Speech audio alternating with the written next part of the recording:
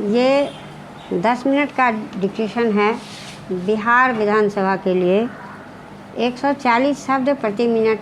Ready 1 2 3 start. उपाध्यक्ष महोदय, इस बिल को इस सदन में लाने की आवश्यकता इसलिए पड़ी कि इस समय में जो पहले के राज्यपाल हैं वे अपने सिद्धांत और आदर्श में गिरते चले जा रहे हैं, जिससे देश के जनजीवन पर बुरा असर पड़ रहा है। जो आदमी संविधान के रक्षक के रूप में काम कर चुका हो, राज्यपाल रह चुका हो, और वही आदमी राज्यपाल न रहने पर ऐसा कार्य करे जो जनता के विरुद्ध जाता हो, तो इससे यह मालूम होता है कि वह उसका जो आदर्श है उससे गिर रहा है। उनके सामने हमेशा यह आदर्श रहना चाहिए कि अधिक लोगों का हित हो और हम लोग लोक राज्य की स्थापना कर सकें, जैसा कि हमने अपने संविधान में कहा है। लेकिन देखने में यह आता है कि वे ऐसा नहीं कर रहे हैं। एक बात इस सिलसिले में मैं आपके सामने रखना चाहता हूँ। जब यह कानून बना था उसमें यह बात शामिल थी कि जो लोग दबे हुए हैं, जिन जिन लोगों का शोषण होता है, उनको कुछ सुविधा मिले, उन्हें कुछ राहत मिले और इस प्रकार से उनका जीवन स्तर ऊंचा हो। यह बात सबको मालूम है कि भारत के जो अखबार हैं उनके जो मालिक हैं वे प्रायः वही लोग हैं जो धनी वर्ग से ताल्लुक़ रखते हैं तथा उनसे अपने हितों की रक्षा का कार्य भी करवाते हैं। इस कानून के बनने से उनको ऐसा लगा कि हमारे जो हित हैं उनको धक्का लगेगा और कर्मचारी को कुछ ज़्यादा देना पड़ेगा। उन्होंने इस कानून को, जिसे इस सदन ने पास किया था, चुनौती दी और वे कोर्ट में रह गए। और वहाँ पर भी हम यह देखते हैं कि उस मुकदमे की पैरवी करने के लिए एक आदमी जो कि राज्यपाल के इस पद पर कार्य कर चुके हैं जाते हैं। राज्यपाल के पद पर रहने पर तो हम जन कल्याण की भावना का समर्थन करें, लेकिन उस पद को छोड़ने के तुरंत बाद ही हम उसके विरुद्ध कार्य करें, तो इससे यह सिद्ध होता है कि हमारे जो राज्यपाल हैं वे राज्यपाल की इज्जत को धक्का लगा रहे हैं, क्योंकि राज्यपाल ऐसे आदमी नियुक्त किए जाते हैं जिनका बड़ा सम्मान होता है और जो काफ़ी पढ़े लिखे होते हैं और देश के नेता होते हैं। अध्यक्ष महोदय, खेती के साथ में दूध का भी बहुत संबंध है। यह कहा जाता है कि इस देश में दूध की नदियाँ बहती थी। मेरे ही ज़माने में 1 रुपया का 20 सेर दूध मिलता था, परंतु आज उसका भाव बहुत अधिक हो गया है। आज हर व्यक्ति को दूध नहीं मिलता है। आज हालत यह है कि औरत को, बच्चे को, रोगी को दूध मिलना दुर्लभ हो गया है। मैं चाहता हूँ कि हम अपनी योजना में जितना ध्यान उद्योग धंधे की ओर देते हैं, इतना ही ध्यान पशुपालन की और नस्ल सुधार की ओर भी दें। आज हम देखते हैं कि अमेरिका और कुछ दूसरे देशों में दूध की नदियाँ बहती हैं। भारत में जो दूध की नदियाँ बहती थी वे आज अमेरिका आदि में बहती हैं। हमारा देश निर्धन देश है। हमारे यहाँ लोग फल फूल खाते हैं, बहुत कम लोग ही यहाँ मांस या अंडे खाते हैं। उनको यदि दूध घी भी ना मिले तो इसका क्या नतीजा होगा, इसका आप स्वयं अनुमान लगा सकते हैं। अमेरिका में एक गाय काफ़ी दूध देती है, जबकि हमारे यहाँ की गाय ज़्यादा दूध नहीं देती है। मैं आपसे प्रार्थना करना चाहता हूँ कि इस समस्या को आप ठीक तरह से हल करने की कोशिश करें। इसकी ओर आप पूरा ध्यान दें। मैंने आपकी रिपोर्ट को पढ़ा है, थोड़ा बहुत इस ओर ध्यान दिया जा रहा है, इसकी कोशिश हो रही है। भारत की जनसंख्या 50 करोड़ है और 5 लाख से अधिक यहाँ गांव हैं।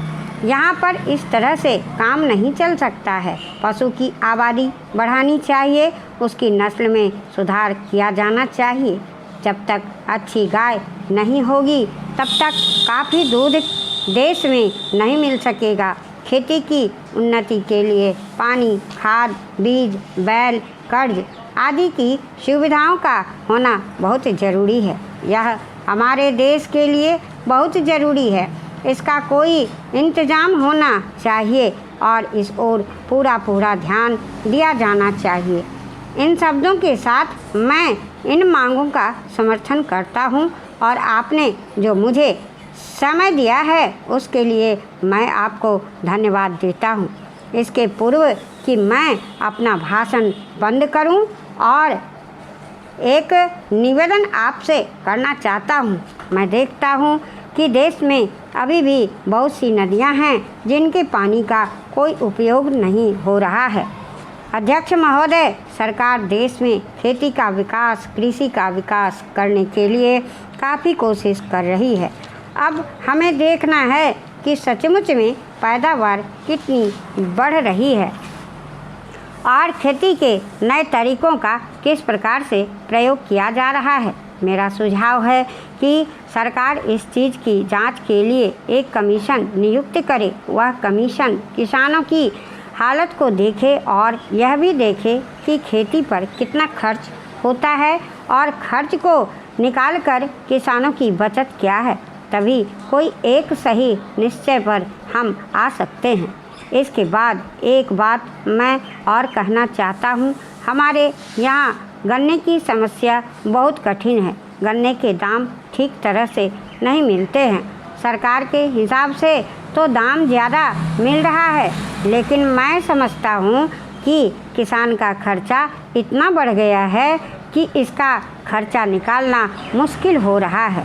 यही नहीं, गन्ने का दाम भी जितना होना चाहिए वह नहीं मिल रहा है। इसलिए इसके ऊपर फिर विचार करना पड़ेगा, क्योंकि किसान की हालत अच्छी नहीं है। हमारे यहाँ पिछली बार गन्ने का दाम अच्छा मिला तो लोगों ने काफ़ी गन्ने की खेती की, लेकिन इस साल आज अप्रैल का महीना चल रहा है और मेरे मित्र का केवल 20% गन्ना अभी तक मिल में भेजा जा सका है। हम कहते थे कि गन्ने की पैदावार काफ़ी है, मिल वाले कहते हैं कि काफ़ी नहीं है। मैं नहीं समझ सकता हूँ कि यह बात कहाँ तक ठीक है। एक बात मैं और कहना चाहता हूँ, सरकारी खेती के ऊपर से जनता का विश्वास कम होता जा रहा है। सरकारी खेती से कोई लाभ नहीं दिखाई पड़ता है। किसान समझता है कि सरकार यह खेती केवल अफसरों के भाई और दोस्तों को नौकरी देने के लिए चला रही है। यह सचमुच में ठीक मालूम पड़ता है। सरकारी खेती में किस प्रकार से काम हो रहा है उसका मैं एक उदाहरण दे रहा हूँ। हमारे ज़िले में एक बड़ा फार्म चल रहा है, उसमें सरकार की काफ़ी पूंजी लगी है। मैं देखता हूँ कि उसमें कभी भी इतनी पैदावार नहीं हुई कि उससे वहाँ के कर्मचारियों के वेतन का खर्च भी निकल सके। श्रीमान, ऐसी खेती से क्या लाभ है? क्या यह किसानों के लिए अच्छी खेती का उदाहरण हो सकता है? सबसे ज़्यादा ज़रूरी विषय पिछड़े वर्ग के लिए शिक्षा की व्यवस्था करने का है। उच्च स्तर पर इसके बारे में जब तक कार्यवाही नहीं की जाती तब तक उन लोगों में शिक्षा का विकास नहीं हो सकता। शिक्षा के क्षेत्र में अगर उनका विकास करना है तो उनके लिए छात्रावास की व्यवस्था करना बहुत ज़रूरी है।